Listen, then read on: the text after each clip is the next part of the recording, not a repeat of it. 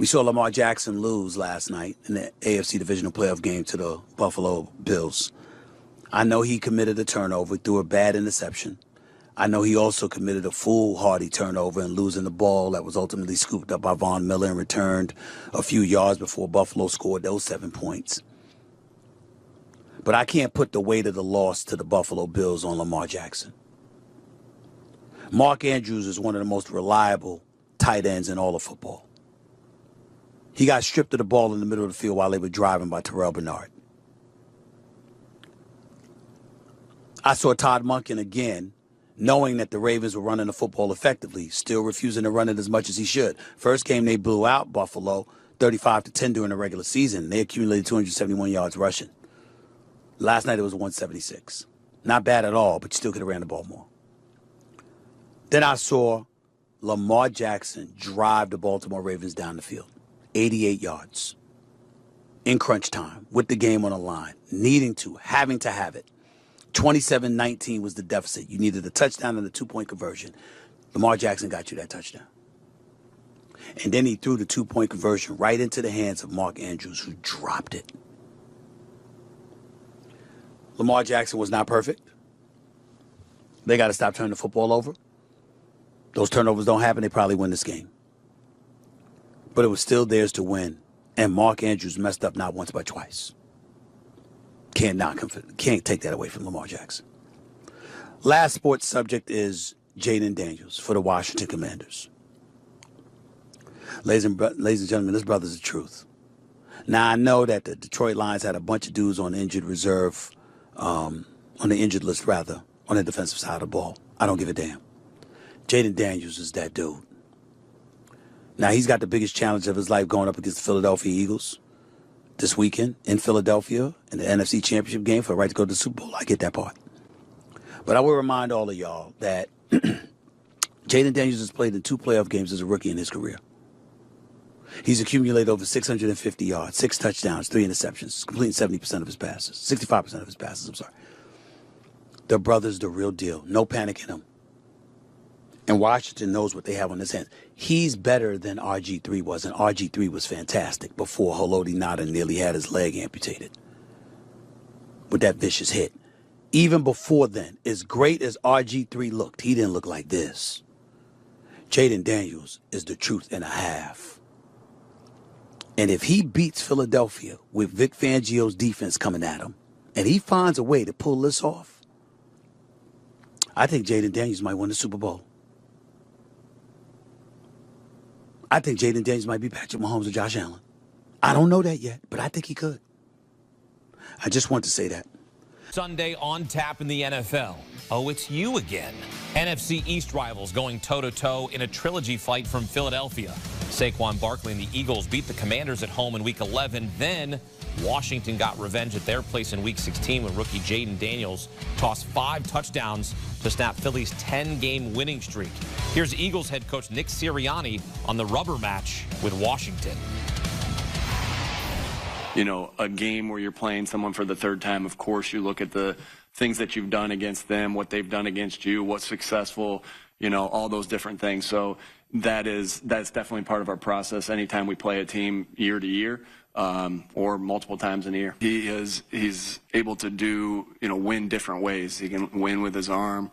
He can win with his legs. He can extend plays and make a play with his legs. He can extend play and make a play with his arm. And so, yeah, you can see that he's calm and cool in the biggest moments.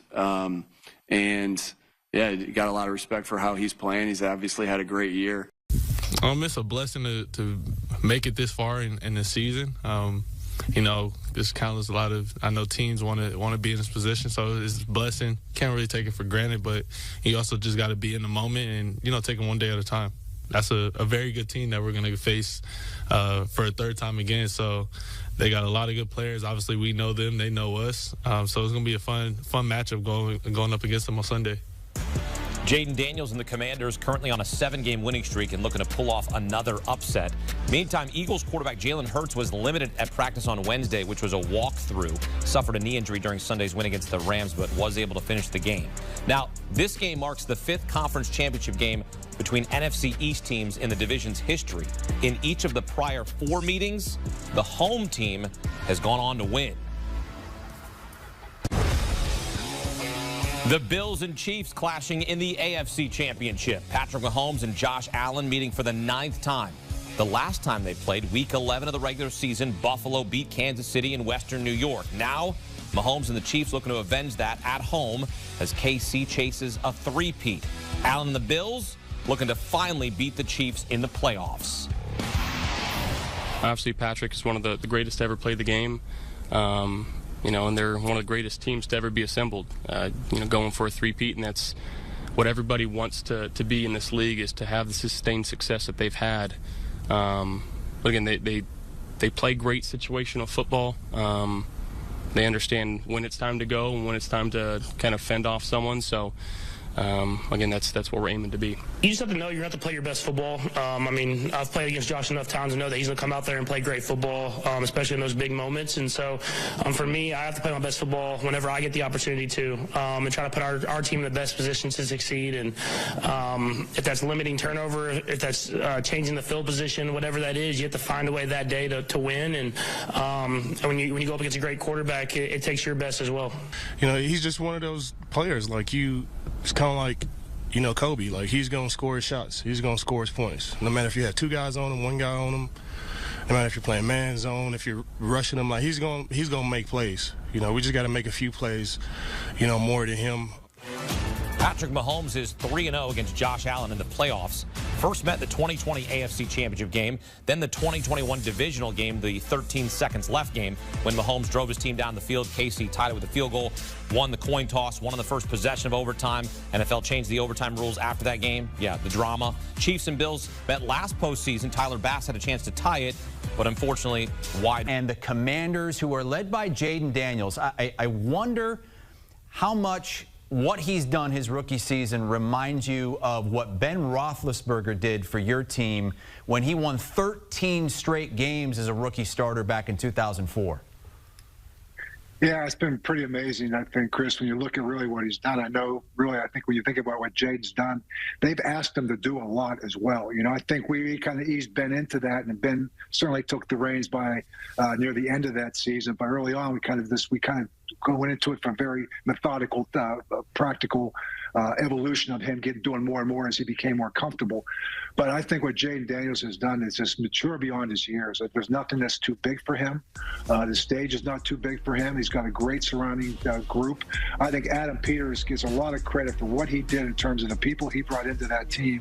And you think about the Zach Ertz, you think about Austin Eckler, you think about Frankie Louvu, you think about Bobby Wagner, and you think about, again, obviously drafting Jayden Daniels, and again, Dan Quinn as his coach, and Dan Quinn, who's been there before. So, they're on this magical run. They're a 6th seed. Reminds us also of my 2005 team. We were a 6th seed as well with a young quarterback, and we went on the road for all our games. And so it'll be very interesting to see if this continues to go down that path, because I've seen this story before. And again, like I said before, this is the 3rd time you're meeting. The last time Jalen Hurts did not play in this game. But I think when you look at this, I feel like it's a Washington team that almost feels like a team of destiny. Commanders and Eagles, 3 o'clock Eastern time. That's, of course, a huge championship Sunday that we have coming up, but also a lot of news among teams that have already been eliminated or have missed the playoffs altogether. And the big coaching news on this day is the New York Jets finding their next man, a guy that when you were a coach, he played against you several times. Aaron Glenn, as a member of those New York Jets. He's been in coaching now for a decade, was a great defensive coordinator in Detroit. What do you think of that hire? I think it's a great hire. I think, for Dan Campbell, he's lost Ben Johnson, and now Aaron Glenn is 2 coordinators. But, Dan will be just fine. He knows what he was preparing for this. But for Aaron Glenn, how about the fact we got Mike Vrabel, former New England linebacker, coaching up in New England. Aaron Glenn, former defensive back, coaching for the New York Jets. Maybe we should bring back Dan Marino from Miami or something, so we can bring all the players back coaching their respective teams in the AFC East. But I think it's great. I think for Aaron Glenn, he knows what he wants. He knows what New York is all about. He has a history with the Jets. And I think if there's one thing they can do is kind of pull from that history, that tradition. And I think he represents that. And I think he's a great selection for the New York Jets, exactly what they need right now, a defensive guy. He'll get, find a quarterback. He'll get an offensive coordinator. They'll sit down and see what they want to do with Aaron Rodgers moving forward. So I think he's got a plan in place. I think he's been in a great culture up in Detroit, and I think he'll create a great atmosphere in New York. All right, one of 3 openings that have already been filled. Still 4 more vacancies for head coaches in the NFL if you ever want to give it a thought to come back, Coach, out of retirement. But we enjoy having you at CBS and looking forward to watching you on the NFL Today live from Kansas City. Second down to the offense, needing 5 yards.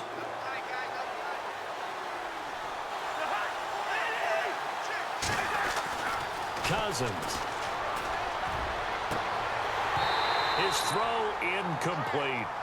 They may be snapping the ball near the goal line, but all you're thinking defensively, keep them out of the end zone. Force the incompletion, force them into going for 3, and not giving up 6.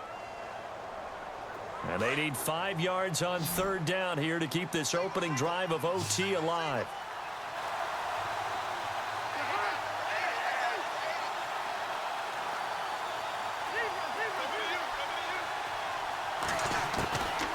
Working out of the gun, Cousins. Now this is brought in by Pryor. And he takes it down to the 13 and picks up the first. It's an 8-yard pickup and leads to a new set of downs.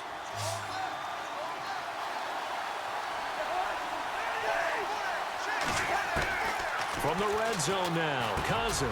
This will be caught just inside the 10. Now the ball comes loose, and he is going to go down in the end zone. It's a safety, and the game is over. Partner, a great game that we got to see and making it extra special. Not only did I get 4. A pretty decent game. Other quarterbacks, they have a hard time getting past it and often put the ball up for grabs the rest of the ball game. And a productive gain out to the 14 after starting at the 7. It's a gain of 7. 7 yards the pickup there. 3 yards remain for second down.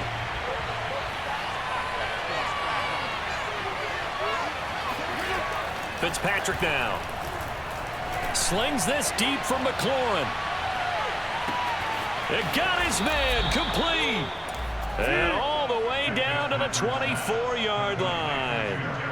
Quite a show of arm strength right there. That was in the air for a long time, and it was on target, too. And from where we sit, if you had told me that that ball was somehow going to get from point A to point B, I would have told you no way. I mean, that was an absolute cannon shot, and he still dropped it right on the money, too. And that ball traveling 68 yards in the air, according to next time. They'll try again, 2nd and 10. They'll fake the handoff. Now Smith. And he's taken down. This will be a Brown sack. Okay, you know my bias is about to come out here. A lot of people think that the offense is just moving in the wrong direction. I'd say they're moving in the right direction because the defense is pushing them back. Former defensive guy. Now, as a quarterback, 3rd and long, you really got to rally the troops here, don't you? Yeah, you're doing a big way, and what else do you have to look out for? More pressure coming at you because it seems to be working pretty well. 3rd and long, it's Smith escaping the pressure right. Slings this deep. This is caught inside the 15. And he takes it in. Touchdown, Washington.